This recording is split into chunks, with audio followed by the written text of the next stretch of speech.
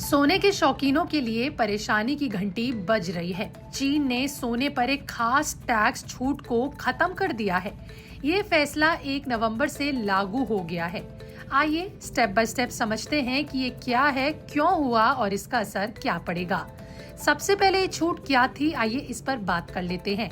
दरअसल चीन की सरकार ने शंघाई गोल्ड एक्सचेंज से सोना खरीदने वाले रिटेलर्स को वैल्यू एडेड टैक्स यानी कि वैट से छूट दे रखी थी। मतलब दुकानदार बिना वैट चुकाए सोना बेच सकते थे।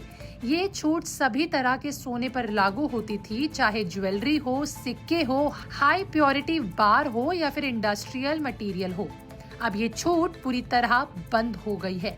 चीन के फाइनेंस मिनिस्ट्री ने यह घोषणा की है।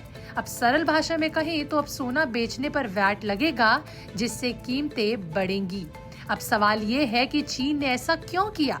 जो चीज बंद थी उसे फिर चालू क्यों किया? तो दरअसल चीन की इकोनॉमी अभी सुस्त पड़ी है। रियल एस्टेट सेक्टर और मैन्युफैक्चरिंग इंडस्ट्री पहले जितनी तेजी से नहीं चल रही है। सरकार को नई कमाई के रास्ते ढूंढने हैं। इस छूट को हटाकर वैट से अतिरिक्त रेवेन्यू आएगा, लेकिन ये उपभोक्ताओं के लिए महंगा पड़ेगा। चीन दुनिया का सबसे बड़ा सोना खरीदने वाला देश है। वहाँ कीमतें बढ़ेंगी तो डिमांड पर असर जरूर पड़ेगा। अब सबसे बड़ा सवाल ये है कि इसका ग्लोबल मार्केट पर क्या इम्पैक्ट पड़ने वाला है। ग्लोबल मार्केट इससे किस तरीके के असर से गुजरेगी? तो देखिए, इस पर एक्सपर्ट्स का ये मानना है कि ये बदलाव सोने की वर्ल्ड प्राइस को ऊपर धकेल सकता है। देखिए, अभी फिलहाल गोल्ड का ग्लोबल प्राइस करीबन $4,000 प्रति आउंस चल रहा है। कुछ अनुमानों के मुताबिक बात करें तो अगले 1 साल में ये $5,000 तक पहुंच सकता है। क्योंकि चीन की डिमांड कम हुई तो सप्लाई चेन पर दबाव पड़ेगा। दूसरे देशों में सोना महंगा हो जाएगा। ट्रेडर्स पहले ही अलर्ट मोड पर आ चुके हैं। अगर चीन में खरीदारी घटी तो ग्लोबल प्राइस में उछाल आना तय है। भारत के लिए इसका क्या मतलब है और इससे क्या मतलब भारत रखता है, आइए अगर इसकी बात करें तो हमारे देश भी सोने का सबसे बड़ा कंज्यूमर है। यहाँ शादियां हो, त्योहार हो, हर जगह सोना खरीदना एक परंपरा होती है। चीन का ये कदम ग्लोबल मार्केट को हिला देगा तो भारत में भी सोने के दाम बढ़ सकते हैं। अभी इंडियन मार्केट में 24 कैरेट सोना 75,000 यानी 75,000 प्रति 10 ग्राम के आसपास चल रहा है।